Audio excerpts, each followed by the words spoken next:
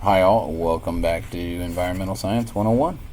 And last time out, we talked about energy flow or transfer of energy, talking about photosynthesis and cellular respiration, the connection between those two things, talking about chemical energy and energy of motion, which is getting at kinetic energy and potential energy. We talked about fossil fuels and energy, and just kind of briefly talked energy. Another way to demonstrate the connection of energy in ecological systems that are important for environmental science is make food chains or food webs. And sometimes they can be as simple as something like this, where we might be in a terrestrial habitat and one might be talking about the connection between living photosynthetic organisms, dead or decaying organisms like rotten logs and leaves and dead animals, and that connection to say what we might say like higher order animals, or animals that are heterotrophs and separated from plant life from autotrophs by a great deal. So if we move up, and normally the arrow is pointed in a single direction, although all these arrows should be pointed back down, because all these organisms have the potential of dying and will die and can be considered dead animals, or detritus, fecal material and things like that have the capability of being restoring the energy back into the system. But again, this can cover lots of groups, and it does cover many groups of organisms.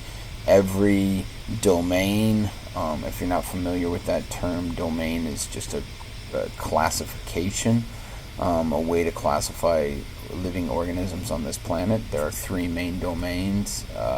We have bacteria and archaea. They're in their own domains, and then everything else that's represented here is eukarya.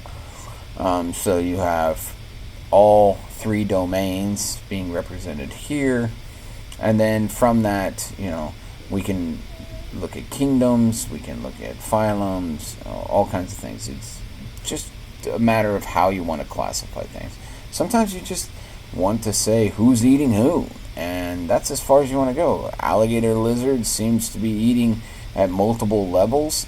The robin eats at multiple levels, but the fox and the Cooper's hawk seem to be only eating at a single level. Okay?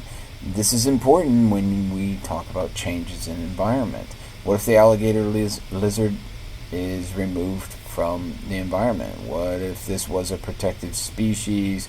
What if we change habitats so this individual no longer has a place in the ecosystem? Well, there's going to be a lot more potential food for things like robins, crickets, pillbugs, whatever, millipedes, earthworms, etc., which means that the fox and the Cooper's hawk now are going to have a greater level of competition, because the fox once might have ate an alligator lizard, where the Cooper's hawk is typically not targeting alligator lizards. Okay, so food chains can do that. Even the simple ones, they can tell us a little bit about the system. But what I want to draw a little more attention to in environmental science, there are components to environmental science where food chains, they're just too simplistic. They don't tell you the connections. They don't tell you exactly what would happen if an organism was removed. So normally under those circumstances, a more complete kind of food chain is developed, which we call a food web. So if we look at one of these, it might look like this, and you can see much more complex. Okay, and even this is not even close to complete, because if you look at the base of this food web, okay, it's similar to the base of this food kind of pyramid or chain here. The base of this food web says plankton, detritus, and algae. Okay? Now there's lots of types of algae, lots of types of plankton, And detritus, just meaning dead, decaying material. I mean, all these organisms that are represented here should have arrows going back to detritus, because they all are going to die or be consumed and defecated out in fecal material, which is detritus. But nonetheless, it's much more complex than this chain, and it can tell you the connections between organisms, which is really nice. So let's say you're interested in a hooded seal. Okay? And what are hooded seals eating?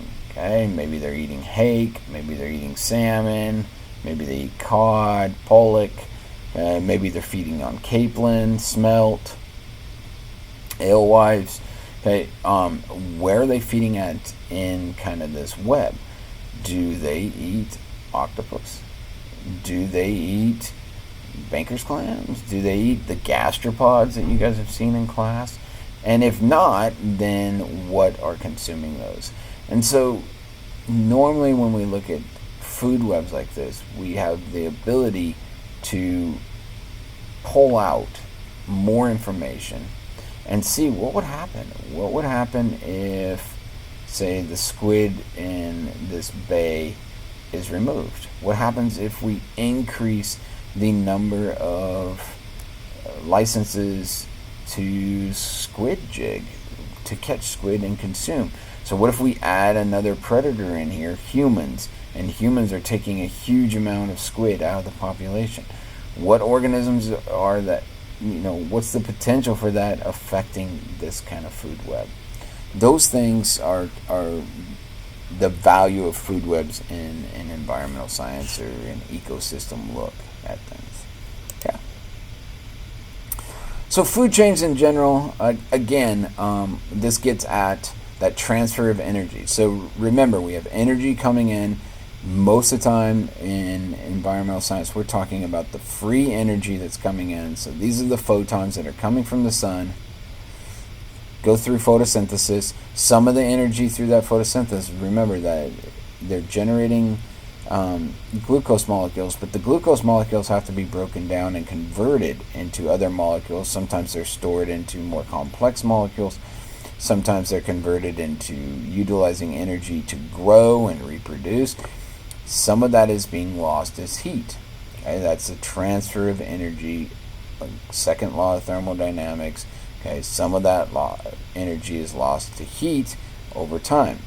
Okay? Then if we look at a caterpillar, which might be consuming the leafy matter, okay, some of the energy is being lost to heat.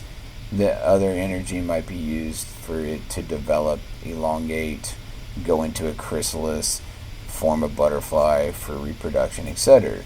The bird, same deal. Some's lost to heat. Some is used for reproduction, girth, or growing, etc. Okay? Even when the organism dies and is decomposed by microbes or other detritivores, energy is lost to heat. So the whole way, energy is lost to heat. So food chains normally are showing the direction that energy is being transformed or transferred. Okay, so it's the direction that the energy is moving. Okay? Now, that doesn't mean that they're complete. That doesn't mean that they're talking about all the organisms. Like in this case, we're talking about a single caterpillar, a single bird. But it does show the transfer of energy and what direction they might be flowing. A lot of times these food chains flow directly into trophic level analysis. Okay, and so when we look at trophic level analysis, we normally talk about things like the first level being primary producers or producers, the second level being primary consumers, the third level secondary consumers, if there's a fourth level tertiary consumers, if there's a fifth level and final level, it's normally considered the apex predator. Okay? And so food chains are often divided into those trophic levels. It makes it easier for us to classify, well, what organisms are getting energy from the sun and producing kind of that first stored energy, carbohydrates, proteins, lipids, but that first chunk of stored energy, what are those organisms? Okay? And then from there on, every level that we travel up, energy is is lost. Okay? So it's that producer that kind of gets the whole ball rolling, but is also getting that free energy, and we're often interested in that. The rest of the organisms are considered consumers. Right? Now, you can have situations where organisms are consuming on multiple levels. For example, a rodent or something like that would eat at both level 2 and 1. Because they're going to consume grains and leafy material potentially, and they might eat primary consumers. That's where the web kind of comes into play. What's missing here in this trophic level, this top one, is the role that all of these flow back in to beneath the producer, which we would call the decomposer. Okay, so the decomposer, even the producer, okay, so this picture is a little deceiving. There should be an arrow from the producer because the producer dies too. So that producer should also be part of that decomposition, part of that breakdown of dead, decaying material that is allowed to come back into the soil and drive that energy back through the system. Okay. Again, the food webs, we talked about them just generally. I showed you one for kind of a harbor, and the role that all those organisms might play in the interconnectedness that they might show. There are much more simplistic ones for like terrestrial habitats, but in all of these, the purpose of the food web is to show connection. It's to show that connection between species in the system. Okay? And so therefore, if we're talking about an organism that might be less abundant in the system, maybe garter snakes, these aquatic garter snakes, maybe they're less abundant in the system, and due to some changes in the system, and you start to see these guys decrease. Well, what's the effect? Are you going to have an increase in rodents? Are you going to have potential increase? Often these aquatic garter snakes, there's not a line down here feeding on crayfish or fish and things like that. But are you going to have an increase somewhere else in the system? Okay? Potentially. Okay? And that's the value of that food web. So it's not technically showing the energy transfer, but arrows do show what organism consumes what. A little deceiving. There's a mosquito here. The mosquito is actually consuming all these warm-blooded organisms. Okay, all the birds, the mosquito might consume blood from all of them, potentially even the snake. And so you have food webs that most food webs don't include parasites, but parasites are really important for food webs because that energy gets transferred back into the system to lower levels. But really, again, what I'm getting at from an environmental science perspective is that looking at food webs, looking at food chains, indicate which direction the energy might be changing, but also what's the importance of maybe a single species. This single species, say this is an endangered rodent, okay, and it's the only rodent in the system.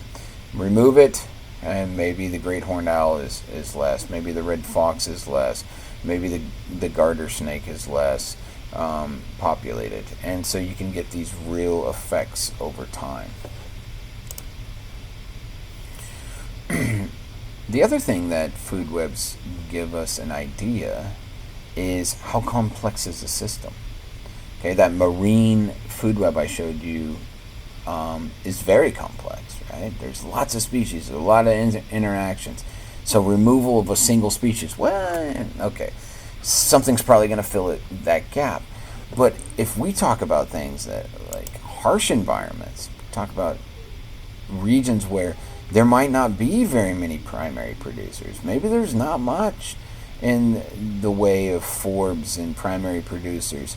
And, maybe removal of a single individual, a single species, could really change the entire food web. And maybe humans that are after large ungulates that might be feeding on these primary producers, maybe they're concerned with predators and they say, all right, we're going to eliminate all the predators in the ecosystem so we have more of these guys. Well, okay, go ahead and do that. Kill these guys, take these predators out. And now what increases? Well, the small rodents, the rabbits increase, and now there's less primary producers. So the rabbits population is really high. They consume a lot of the primary producers. The small rodent population is high. They consume all the primary producers. And they're out competing these guys because these guys reproduce faster than these guys.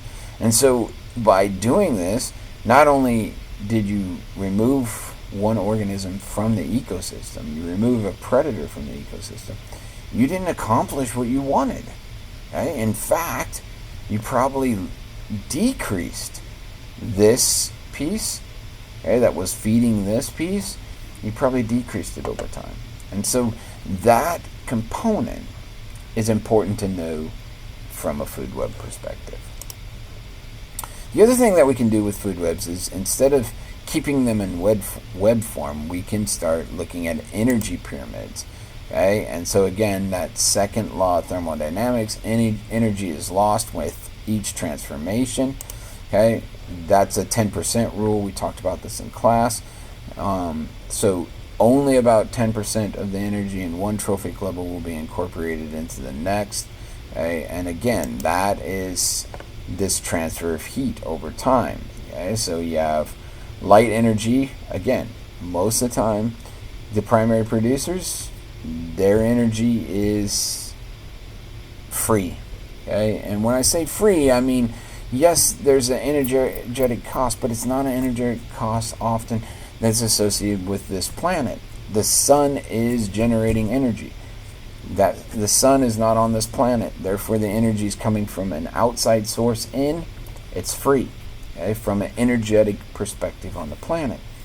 Okay, so primary producers, free energy from light.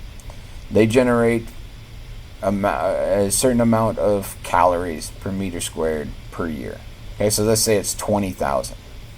The primary consumers, the invertebrates, some rodents, etc., they're consuming these guys, okay, and they're converting about 10% of that material is left for the next group to consume, because a lot of this energy is leaving as heat, but a lot of it is also leaving as behavior. So to run around and consume these guys, to reproduce, to avoid predators, things like that. A lot of that energy is being lost to this system and is not provided to the next system. So 200 calories might be left, 20 calories might be left, and to that last consumer, that apex predator, or the quaternary consumer in this case, maybe 2 kilocalories per meter squared per year. So these guys have to occupy a lot more space than the individuals that are lowered below them. They have to occupy, they have to hunt longer, spend more time searching for predators, etc. Now, remember, some of this is lost to heat, others is lost to decomposition, others is lost to the behavior of the organism, the reproduction of the organism, the waste of the organism, and so that's that 10% rule, that as you move up a pyramid, or move from primary producer to different levels of consumers, there's only about 10% of the energy from the original group that is occupied in that next level. Okay? So again, heat loss is a big one, but like I don't want to just contribute all the heat because a lot, especially at these lower levels, a lot of these primary consumers, they're ectotherms. They're not losing a massive amount of energy to heat, but they might be losing a massive amount of energy to reproduction, and the fact that not all their offspring live, or the fact that they lose a lot of their heat maybe to behavior, or a lot of energy maybe to behavior, things like that. Same thing, with the tertiary consumers that are here. A lot of their energy may not be lost as heat. So in general, it's called the 10% rule. Okay? Of course, it depends on the organism that are in the pyramid, but just realizing that when we talked about this in class, when we're feeding at a higher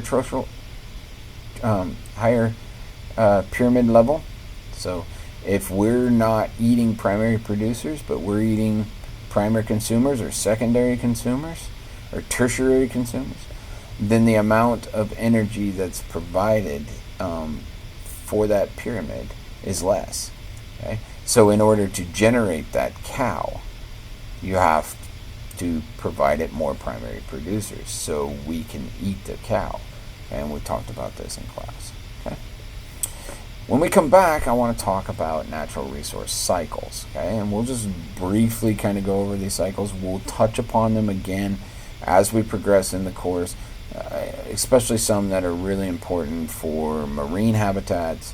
But I want to at least get them out there so you're familiar with kind of the cycle of maybe the carbon cycle, the nitrogen cycle, phosphorus, potassium, maybe water cycle, these kind of things. Okay, next time.